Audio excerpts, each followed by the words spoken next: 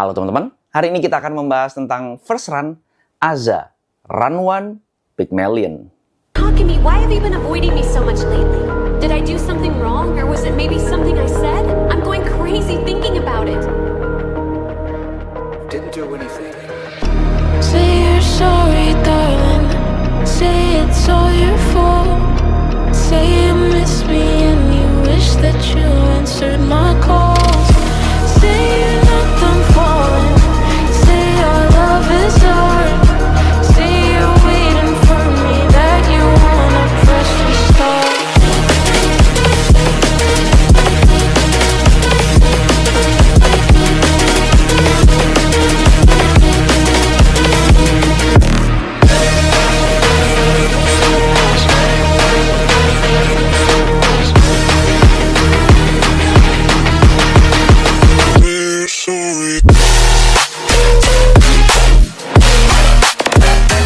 Terima kasih banyak buat Aza yang udah ngirimin saya sepatu ini, tapi video ini nggak bisa diintervensi oleh siapapun karena video ini adalah murni pendapat pribadi saya sebagai pelari jelata. Bagi teman-teman yang masih belum subscribe, klik tombol subscribe yang warna merah yang di bawah ini biar saya makin semangat untuk membuat video-video yang bermanfaat buat teman-teman sekalian dan biar nggak ketinggalan kalau misalnya saya upload video baru tentunya seputar Nia Lari. Kali ini kita kedatangan dari brand Aza yang mana sebenarnya saya udah tahu brand Aza itu udah lama banget ya.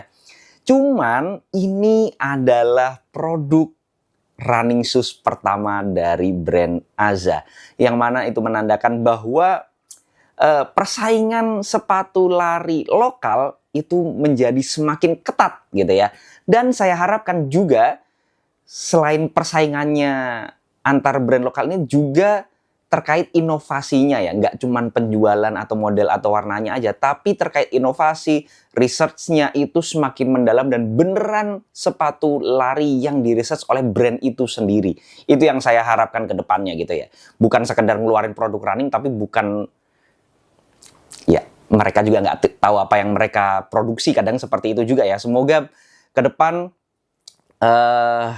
ini menunjukkan hal yang positif dan running shoes di Indonesia, terutama produksi Indonesia itu semakin bagus dan semakin bersaing di luar sana.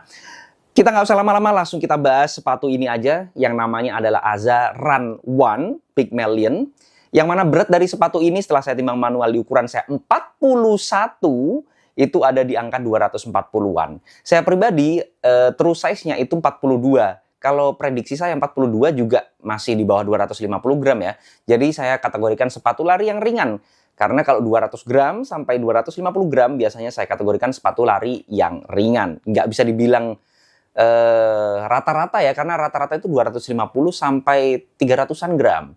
Tapi nggak bisa dibilang berat juga, jauh dari kata berat. Jadi ya bisa dibilang sepatu ini termasuk sepatu yang ringan. Lanjut ke uppernya. Untuk uppernya sendiri teman-teman bisa lihat bahannya adalah mesh. Karena jaring-jaring banget, saya pegang gini nggak bisa dibilang lembut, tapi fleksibel banget. Dan karakternya itu membentuk kaki kita dengan sangat baik sih menurut saya.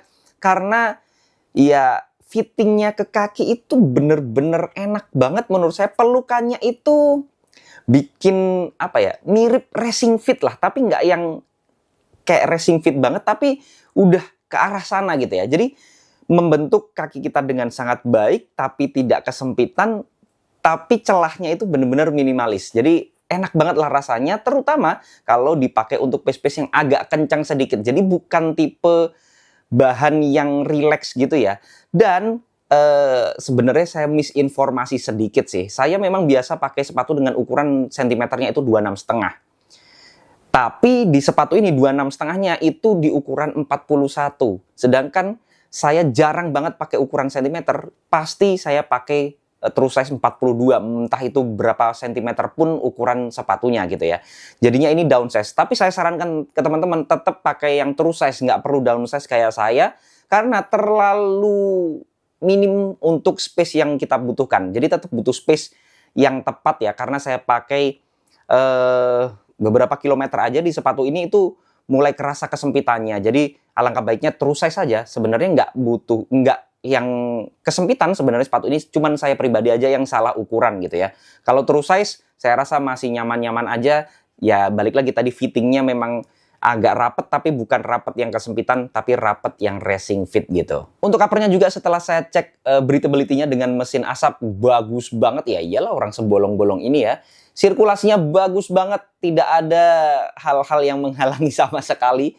Memang setelah saya pakai lari pertama kali juga terasa adem banget, nggak ada masalah sirkulasi sama sekali. Jadi kalau kalian yang hobi long run atau mungkin di bawah terik matahari nggak ada masalah sama sekali karena memang sirkulasinya sebagus itu. Lanjut ke lacing sistemnya. Lacing sistemnya sebenarnya simple, nggak ada hal yang aneh-aneh. Nyenengin sih, bekerja dengan sangat baik menurut saya. Sudah ada runner's knot-nya di sini. Tali sepatunya juga yang ada geriginya sedikit, yang bukan gerigi tebel ya, gerigi sedikit. Ya lumayan lah. Bahannya bahan yang keset, bukan bahan yang licin.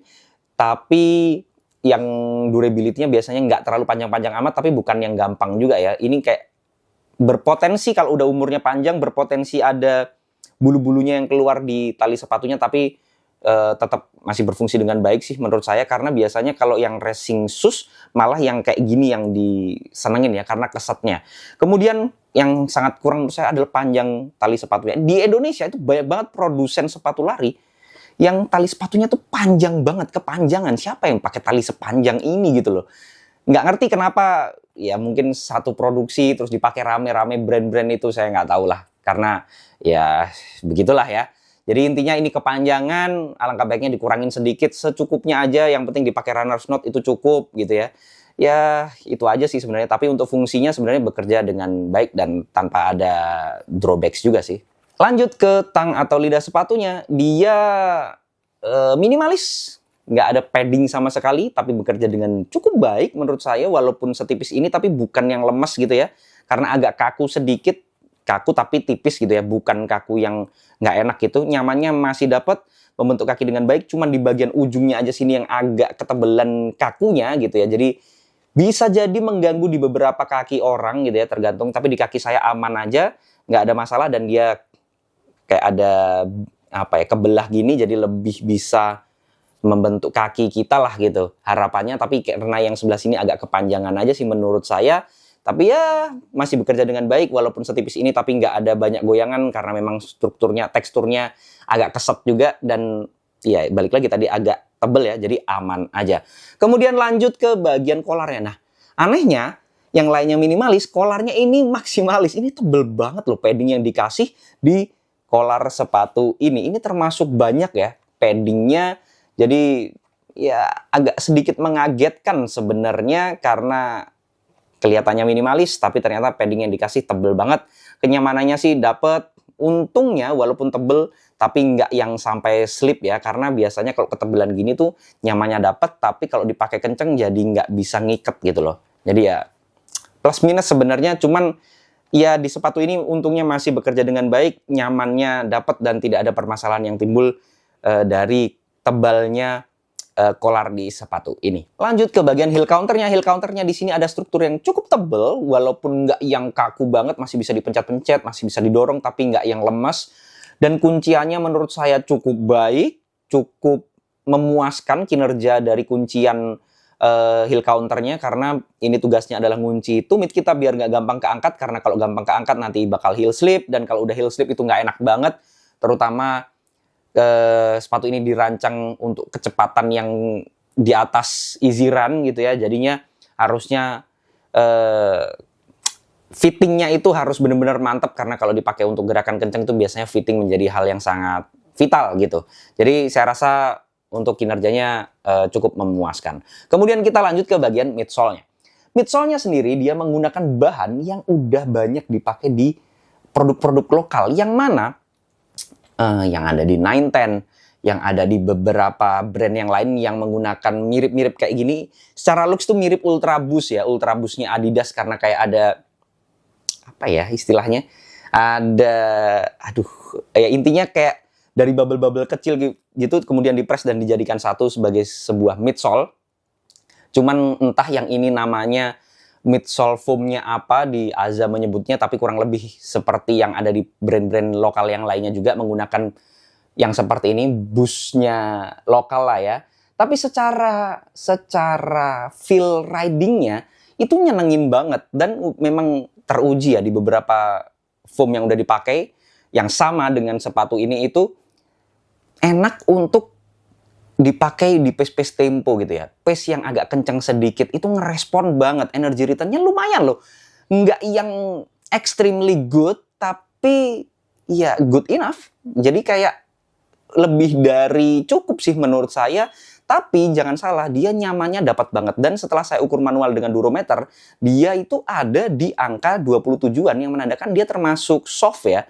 Meskipun feel ride-nya tuh nggak yang soft banget, karena kalau soft banget kan biasanya agak goyang. Kenapa? Dikarenakan di sepatu ini itu sudah ada plate-nya. Plate-nya itu sendiri bukan carbon plate yang tujuannya untuk energy return, tapi lebih ke stability plate yang ada di sepatu ini. Jadi plate-nya itu dipasang di sepatu ini yang bertugas untuk menstabilkan sepatunya. Mungkin Azza menyadari bahwa foam yang dipakai di sepatu ini itu soft, terlalu lembut, dan berpotensi menjadi sepatu yang unstable, sehingga mengurangi resikonya dia pasang plate.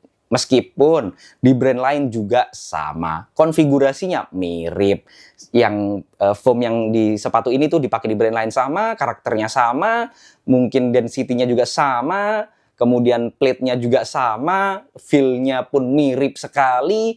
Jadi ya sebenarnya sama aja sih sepatunya, cuma ganti baju aja. Tapi bisa dibilang sepatu ini memuaskan secara performa, karena setelah saya pakai lari pertama kali, enak dipakai tempo. Kalau berkaitan dengan jarak, saya rasa 5K juga masih masuk karena termasuk ringan juga. Dipakai untuk sampai race, bahkan mungkin half marathon masih aman aja. Untuk full marathon agak mikir, tapi potentially ya, masih bisa tergantung orangnya. Dan kemudian pace-nya agak santai masih dapat, kemudian kenceng juga masih ngakomodir. Jadi variasinya cukup leluasa gitu untuk siapapun yang menggunakan sepatu ini. Kemudian kita lanjut ke bagian outsole-nya. Untuk outsole-nya sendiri, dia ini tebel banget sih hitungannya. Untuk ukuran sepatu yang minimalis atau untuk sepatu-sepatu yang mengusung kecepatan gitu ya, ini termasuk banyak ya untuk rubber yang dikasih. Cocok banget buat teman-teman yang masih pemula gitu ya, yang biasanya agak nyeret-nyeret untuk larinya. Selain itu, untuk teman-teman yang pengen beli sepatu satu untuk jangka waktu yang panjang, ini bisa dibilang menjadi salah satu pesaing gitu ya. Kemudian untuk rubbernya sendiri kinerjanya cukup bagus. Ini nempel juga di aspal, aman banget. Di belokan tajam juga aman. Di belokan tajam agak saya kencengin juga nggak ada perasaan slip atau kepleset sama sekali gitu ya. Kinerjanya cukup bagus karena memang ya teman-teman saya lihat full cover banget, dan ini tebel ya hitungannya. Jadi ya semoga aja umurnya panjang. Cuman saya nggak bisa ngejudge dari pemakaian pertama, harus beberapa kali dulu, harus berapa kilometer dulu kita cobain. Cuman yang disayangkan sedikit kalau teman-teman lihat ini pemakaian pertama, di sini sudah ada kelihatan kepakainya ya, ada putih-putih. Meskipun ini sebenarnya nggak terlalu penting juga karena itu bukan rubbernya. Cuman ini menandakan ini ada hal positifnya sih. Kenapa sampai kayak gini, itu berarti nanti secara looks juga jelek. Kemudian apakah berpotensi, bertanya-tanya ya, apakah berpotensi mengurangi umur sepatunya. Tapi kalau saya pribadi, ini adalah hal yang positif. Berarti ini sole-nya hidup, midsole-nya hidup. Jadi pada saat teman-teman strike ke tanah, kita kan memberikan tekanan kepada midsole-nya ini, foam-nya. Pada saat foam-nya bekerja, itu dia akan mengembang. Jadi pada saat ditekan tuh dia akan mengembang. Nah, ditekan gini kan mengembang. Nah, salah satu tempat untuk mengembangnya itu ya di bawah sini. Jadinya ini salah satu tempat untuk ngembang. Kemudian pas ngembang ada kegesek sama aspalnya, sehingga dia ada kayak kelihatan kepake seperti ini ya. Meskipun kalau menurut saya ini nggak akan signifikan mengurangi durability sih, hanya secara looks-nya aja yang apa nih, masih baru kok udah kayak gini. Padahal sebenarnya secara fungsi nggak ada ngaruhnya sih menurut saya. Kemudian terkait harga, setelah saya cek di marketplace online itu harganya 500-an. Nah, ini yang menjadi poin plus di sepatu ini. Meskipun mirip-mirip sama brand lain, secara midsole-nya terutama dan juga feel riding pada saat kita pakai lari, midsole dan juga plate-nya, cuman harganya ini murah banget. Ini cuma 500-an. Jadi bisa dibilang secara head to head dia menang di bagian harganya. Untuk kualitasnya setara banget. Bener-bener setara deh, nggak ada. Bahkan secara fitting uppernya saya seneng banget sama Aza Pygmalion ini. Jadi ya bisa dibilang menjadi first choice di kategorinya lah, atau di saingan yang bener-bener mirip bahan dan looks-nya gitu ya. Mungkin itu saja yang bisa saya bahas dari Aza Run One Pygmalion ini, tapi balik lagi itu semua adalah pendapat pribadi saya, jadi teman-teman boleh banget nggak setuju. Kalau ada koreksi, masukan, pertanyaan, dan juga pembahasan, bisa langsung sharing di kolom komentar. Jangan lupa subscribe channel biar saya makin semangat untuk membuat video-video bermanfaat buat teman-teman sekalian, dan biar nggak ketinggalan kalau misalnya saya upload video baru tentunya seputar Nyalari. Assalamualaikum warahmatullahi wabarakatuh.